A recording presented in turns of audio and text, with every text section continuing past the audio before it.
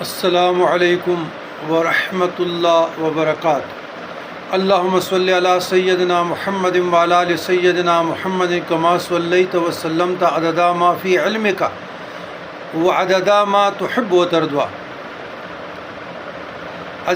عزیزان گرامی، سوال ٹک ٹاک پہ ایک محترمہ طلاق یافتہ کراچی سے کہ کیا آپ آن لائن نکاح کرتے ہیں؟ بے جز میں کسی سے نکاح کرنا چاہتی ہوں اور گھر میں بھی بتائیں گے، بینوا و توجہ۔ الجواب، نکاح ایک مقدس اور پاکیزہ رشتہ ہے، اور اللہ تبارک و تعالیٰ نے اس بندھن میں دو جی کو بندھنے کے لیے مرد اور عورت کو، لڑکا اور لڑکی کو شرائط بھی رکھے ہیں۔ سب سے پہلی بات تو یہ ہے کہ دو گواہوں کی موجودگی میں مہر کی تعین کے ساتھ اور ولی کی موجودگی شرط ہے۔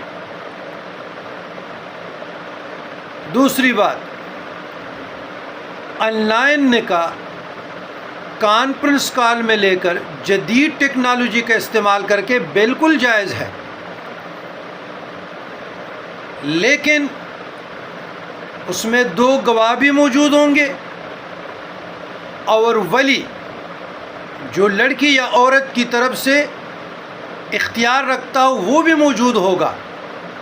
ایجاب اور قبول گواہوں کی موجودگی میں مہر کی تعین کے ساتھ تو شرعی طور پر یہ نکاح درست ہے، لیکن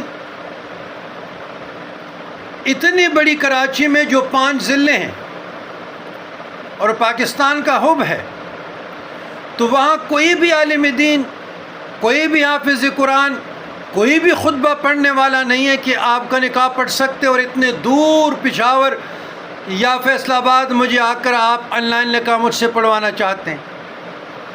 بالکل ہم آن لائن نکاح پڑھواتے ہیں، لیکن اپنے فالوور کے، دوست کے، احباب مریدین کے۔ اب ایک بندہ کو میں نہیں جانتا، ایک بندی کو ہم نہیں جانتے، اور وہ کہتے جی نکاح پڑھائے، یہ شریعت کے ساتھ مذاق ہے۔